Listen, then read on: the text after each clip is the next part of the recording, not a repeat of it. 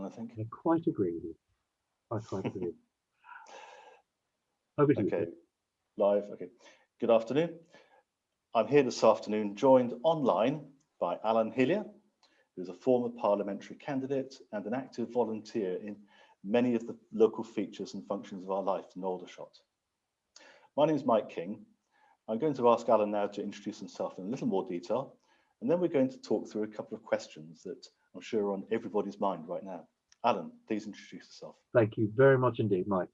So I describe myself as a community campaigner because my heart is in making the community in Aldershot a vibrant, more welcoming, more a place where we can enjoy the town far more. I'm also involved in a whole range of different activities. So I volunteer with the vaccination centres. I help out at Rohill Nature Reserve, um, and also at the Source Young People's Charity as well. So a variety of different ways of just being involved in the community and making a contribution in whichever way I can.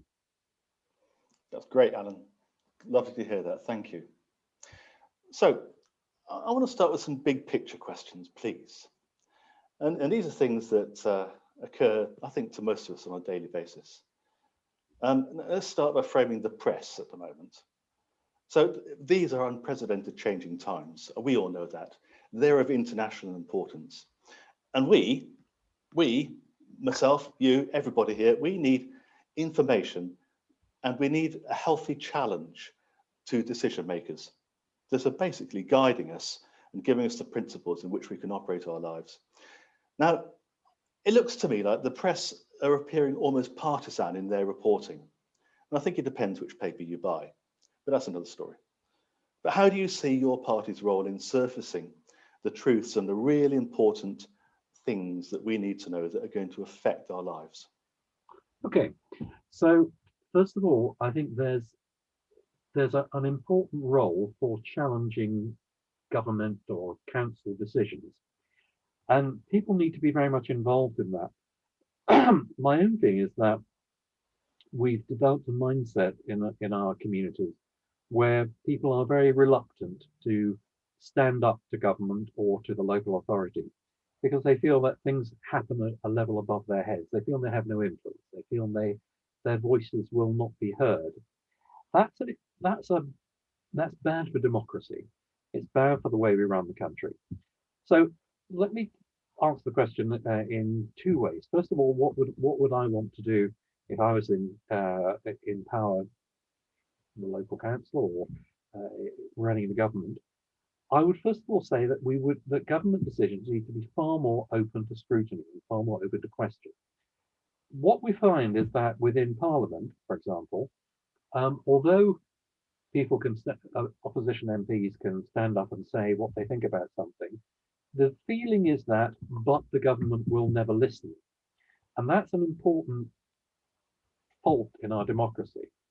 So what I would be doing is if I was running a ministry or if I was running an important part of the local council services, I would be saying that when there was something really important that needed to be discussed, let's take Farnborough Leisure Centre, for example, the closure of the Farnborough Leisure Centre, then I would be saying rather than the discussion taking place primarily within the council chamber, which is a very closed, introspective approach, instead, we should have far more open debates on things like Zoom or Teams or whatever it is, but people should be able to make their comments and have a debate in a far more open forum. Because at the moment, councillors tend to think that whatever the key cabinet members in the governing party want to do, that's what they must go along with. And I think that's just very unhealthy. So first of all, open up democracy, open up council decisions, open up government decisions, and more generally, to a broader debate, so people can actually debate things in a far more open way. And that's the glory of the internet, of course. In terms of the press, now the press has changed, as you quite correctly say, over the last few years, particularly. At one time, if you were a journalist, your aim was to actually uncover truths and actually put them across in a way that the readers of your paper could readily understand. And they wasn't that journalists were always completely balanced, but they tried to get a sense of what the core story is and what needs to be got across. And they were very much into the idea of challenging government, challenging authority, challenging the established ways of doing things when that was the right way to move forward.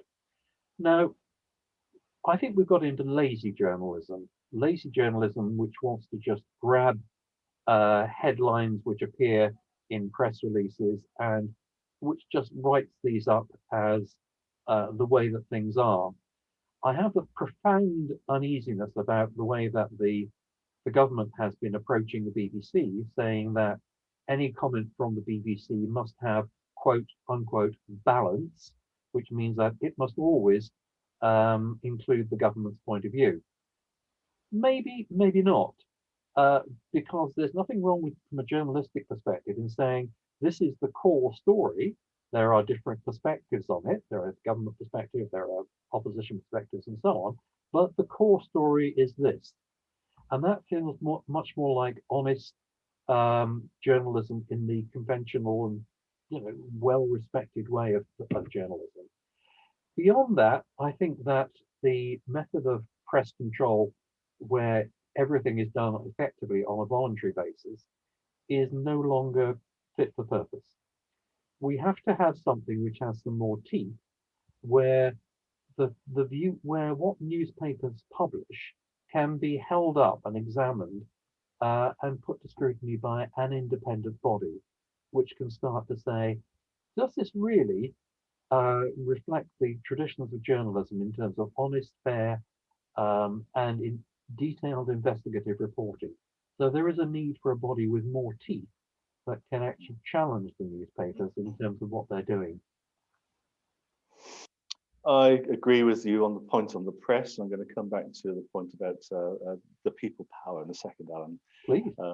It's interesting you say that, because I can see some examples in the past where press has been blatantly misreported, and too late, the paper's sold. And then a week later, they get a few hundred Ks of fine from the press commission. But it doesn't matter, because they're sold multiples of that in terms of copy. Interesting point you made, Alan, about people feeling things out of their control in terms of the governmental, the empirical view that I think you pictured there, really. So what can we, and I include us in that, what can we do to, maybe make ourselves heard, but have more of a contributory value to the local area that we live in? Give us your advice. Fine. What's quite interesting is that if you look at the constitution of Rushmore Borough Council, in terms of what you are allowed to do as a member of the public, the answer is quite a lot. Well, certainly a lot more than most people are aware of. So local, anybody can put a question forward to the councillors and say, this is something I'm concerned about. I want you to actually, address this question and comment on it. That's quite important. I've done several, I've taken that another step further, where, for example, I've had a group of people go along to one of the key committees, for example, about the local football club, where the Football Supporters Trust was saying they were very uneasy about the way that the council was proposing to manage the proposed redevelopment of the Aldershot Football Club stadium, with flats and hotels being put on large chunks of the ground. But their concern was primarily that the original proposal was that the lease would be made over to a separate development company. And we felt very uneasy about this, so we actually put a proposal forward to the council which said we would like to have 3 people from the Football Supporters Trust speaking out about why we're concerned about the council's proposal. And we had possibly 30 to 40 minutes where we put our presentation together, we answered questions from the councillors. Now, at the end of the day, what we were doing was influencing. we were raising our concerns, we were making a point that this wasn't something that could be just gone through on the nod. It was something that needed some real attention. Mm. If you take petitions, for example, petitions are very, very important. If you go on to Farnborough Leisure Centre for a moment, there were something like 2,600 signatures on a petition opposing the closure of Farnborough Leisure Centre. Now, as it happens, on a technicality, that petition didn't get accepted because the person who organised it wasn't prepared to have their name and address attached to the petition. Well, that's fine. You can learn from these things and you can get them better next time. But the whole point was that there were 2,600 people, which is a lot of people who were very unhappy about a local issue. And it needed to actually come before the council and be discussed in a fairly serious way. That one wasn't, didn't actually go through the council as well as it might have done. But in terms of your question, Mike, which is what can we do? We can actually start to listen for these issues where people are saying something is wrong. We really want to have our voice heard over this. And we can use the existing processes that exist within Rushmore Council to actually get our voice heard far more robustly, where we can actually challenge councillors within a debate. It's councillors who make decisions, but at the end of the day, residents, voters have every right to challenge those decisions. And the more public a forum we do that in, the more our voices get heard. If, for example, you simply write letters, it's not unimportant, particularly in things like planning decisions, but a bunch of angry residents putting their point across to the local councillors doesn't half make an impact. It really does. So very good. Yeah, very good. I offer that just as a couple of examples. I could go on for a lot more. That's okay. Is that a yellow vest I see there? Yes, indeed, and the rest. Thank you, Alan.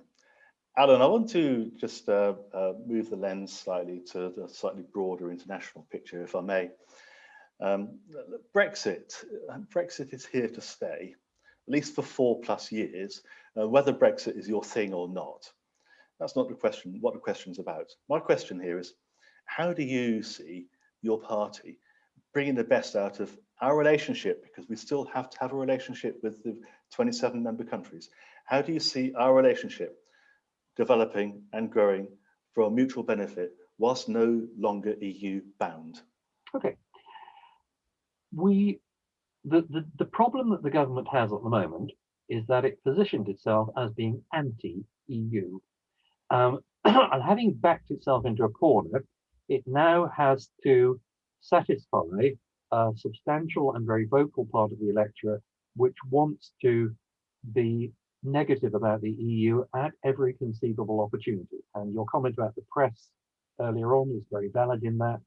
The press tend to stoke up that sense of anything that we can knock the EU about must be a good thing because it just stokes up people's feelings. Now, you have to challenge those attitudes. You have to challenge them in a way of saying, here is a model for a more positive relationship with the EU. Now, we chose, the government chose after the Brexit referendum to go for the hardest of hard Brexits. We didn't need to go for anything like as dramatic severance of our links with the EU as we have done. We could, for example, have said we wanted to leave the political structure of the EU, but still remain part of the customs union and the free trade elements of it. Now, because we've thrown all the babies out with the bathwater, we're now finding ourselves in massive problems. So, for my money, there is a case for showing that that our relationship with the EU can evolve. It can evolve in a far more positive direction than it is at the moment. That's partly to do with the tone of the discussion. And from my perspective, it would be that when I talk about the EU, I talk about the positive things we can draw from the relationship rather than constantly seeing negatives. So that's important because then we can actually develop a more positive relationship, we can develop something which is more collaborative, but still respecting the views of those people who wanted to cut our ties with the political institutions of the EU. So I think that's perfectly valid. It respects the results of the referendum, but at the same time, it tries, as I said, not to throw the baby out with the bathwater, and just it avoids creating problems that didn't need to be created. So that's one thing. So tone, evolving a route to a more positive relationship, rather than just saying we've left, it's all done and dusted, which I feel is just far too negative. It doesn't help us in terms of we have to live with our next door neighbours, and it would be a good idea to actually be friends with them rather than doing everything we can to just irritate them and to spoil the relationship. So a lot more that can be done, but we set a different tone, we set a different direction, we look for ways of evolving a more positive and a closer relationship with the EU without necessarily being part of the political institutions. Sounds like the hard work starts now, actually.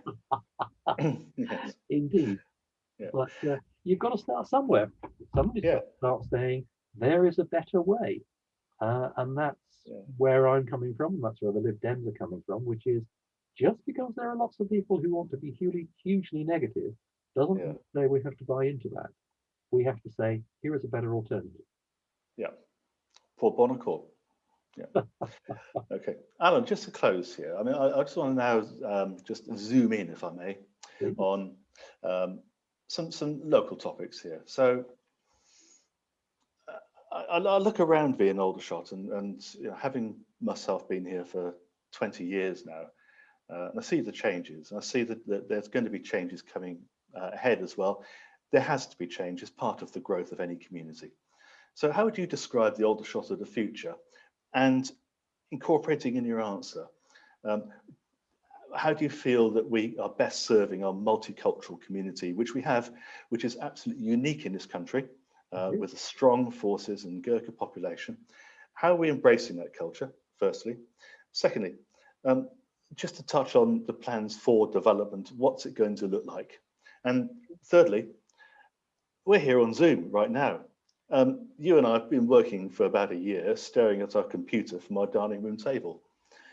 Aldershot, I believe, is one of the fastest growing work from home locations. Is that an opportunity for us?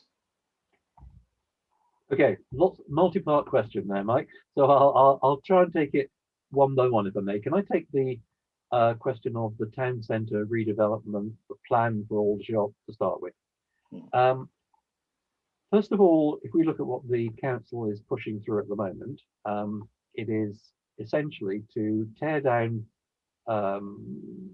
buildings which have been a traditional part of Aldershot for some while, Marks and Spencers and Woodies particularly.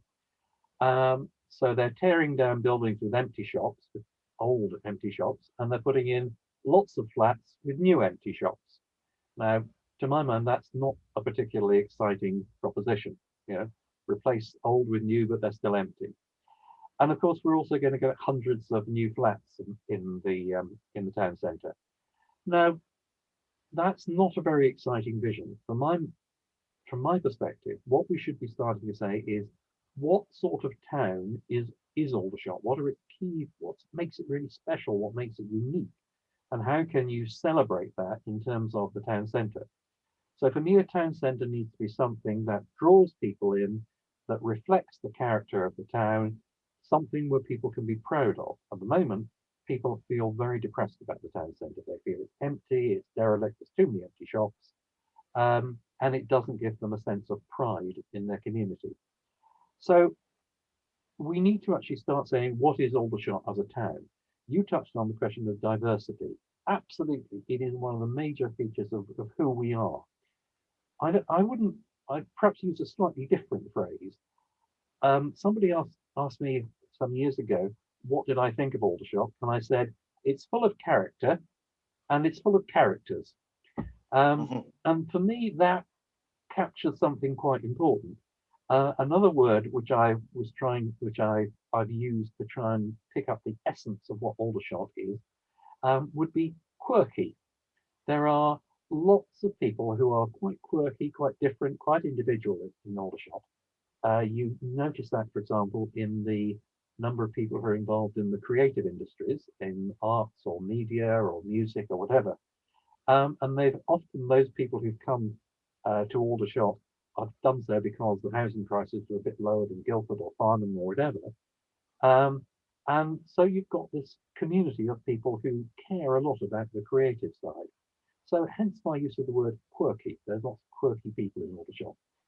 The other thing you've got is the multicultural nature of Aldershot. And in that, I remember being part of the team for the Rushmore Food Festival about 2 years ago. Amazing, absolutely amazing time.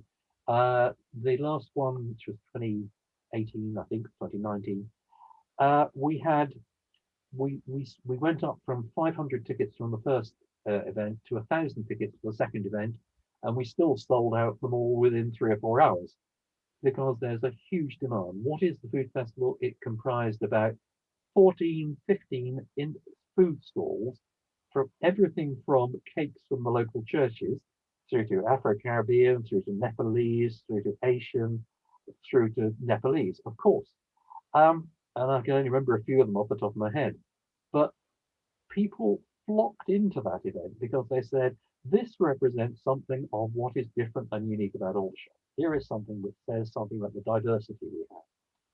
I remember talking to a lady down at the Prince's Hall one day who said she'd moved to Aldershot from Hazelmere, which you might think is an unusual move to make. But she said that she found that Aldershot was more like London in terms of the variety of people, the diversity, the sense of being a unique, multifaceted community. And I think I'm using my words rather than hers. But it was a sense that it had more to offer, as far as she was concerned, than Hazelmere, which she felt was a bit bland, a bit monoculture. And I think that's really interesting because it's very easy for us to say Aldershot has some bits of the town which are, you know, which are sad to say the very least. But there are lots of amazingly good things in Aldershot. So if I was starting with the town centre plan, I would be saying, what can we do to make it really take on the essence of what we are as a town, the quirky, the characters, all those things. So, and then I'd be saying, how do you actually create a heart which draws people in?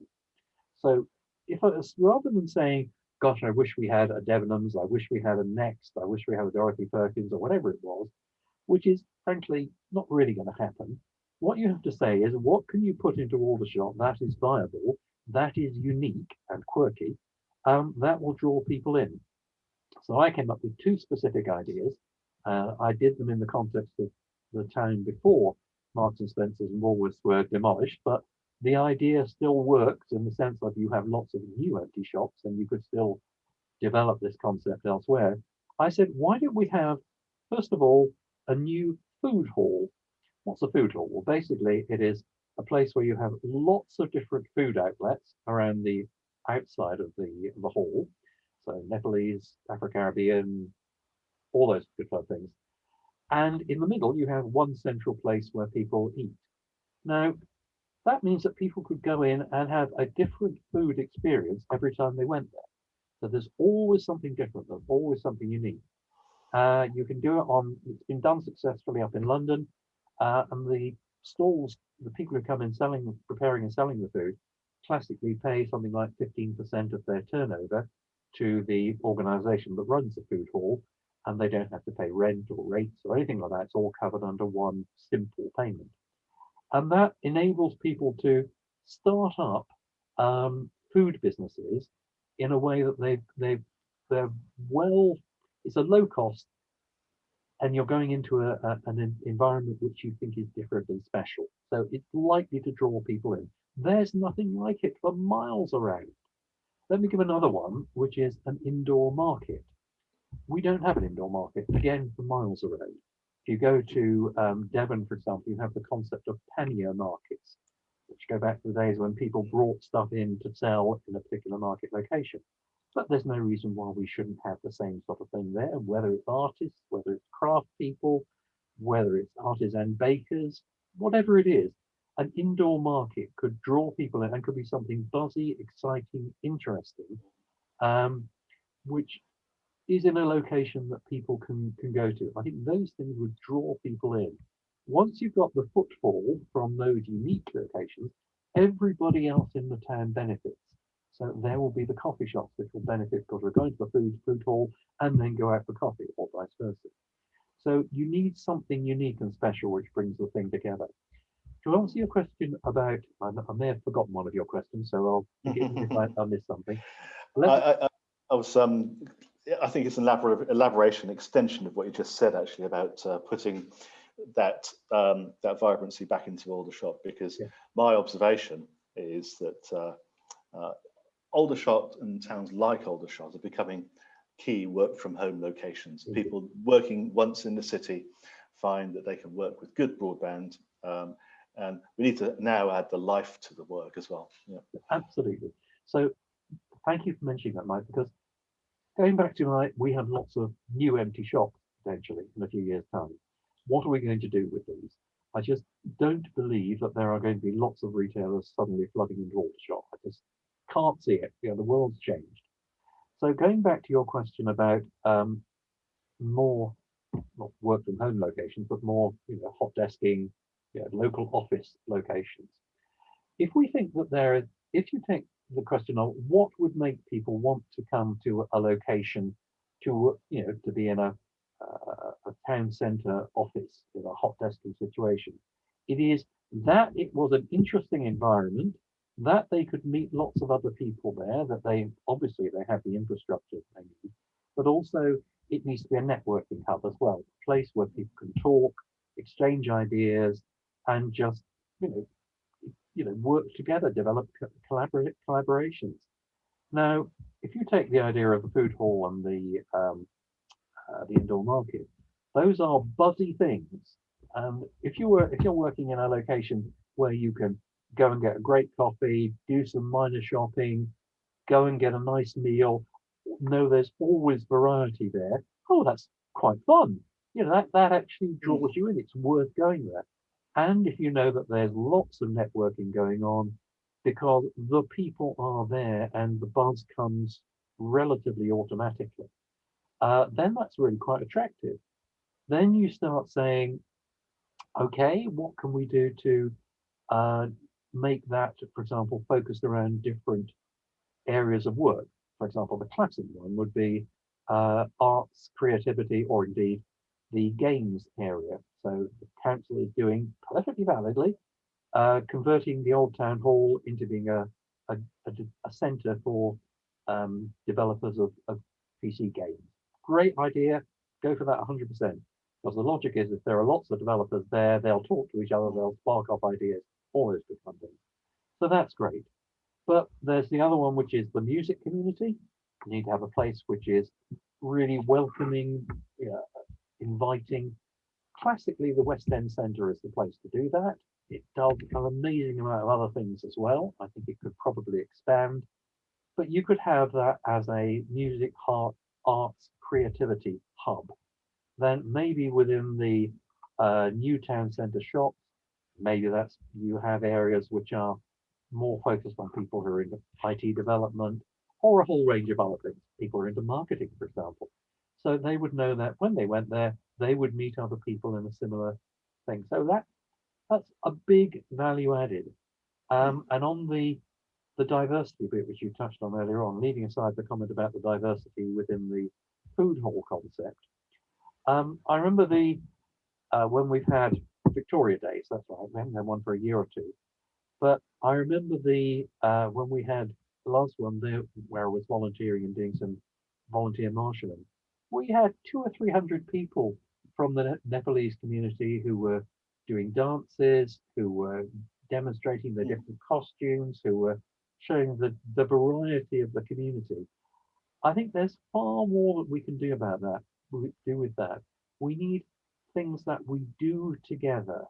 So within the, the communities, we need to find ways of saying what can bring people together, saying this is something important for us as a town, like the food festival, because it draws people together. And you say, this isn't just a Nepalese thing, this isn't just an Afro-Caribbean thing, this is something for all the quirky people in Aldershot. Excellent. Well, I subscribe to that. I may qualify as quirky, but,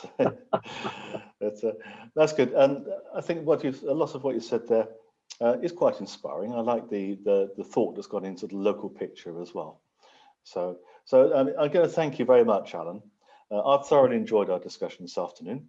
You know, I know, just to reflect here, I mean, there are some things which I think we strike a chord with the press and how we, importantly, how we change things at the grassroots level as well, and making a difference at the local council level. And it's good to hear that people do have a voice at that level. Secondly, just to reflect the Brexit EU thing, bringing the best out of our relationships. I think that's good. I think it's a very forward thinking. I think what I take away from that, Alan, is a humility, which is going to get us to a better place. Yeah, absolutely. It is, yeah. And arrogance doesn't win you many friends. Correct. And lastly, I was inspired there by the discussion around Aldershot and the multicultural thing. Looking forward to it. And I think if that lady you mentioned moved from Hazelmere because she thought Aldershot was like London, then maybe I think the next step is to make Aldershot a bit more like LA with the coffee shops. And lovely idea, right? Yes. That's a beautiful thought. Yeah. Mine's the beach. Yeah. Oh, we got the Lido. Yes, indeed. Okay, so with that, Alan, I wish you a very good afternoon, and I wish you good health, and may we meet in person soon. I'm into that. God bless you, mate. Take care. So we can cut the record button there.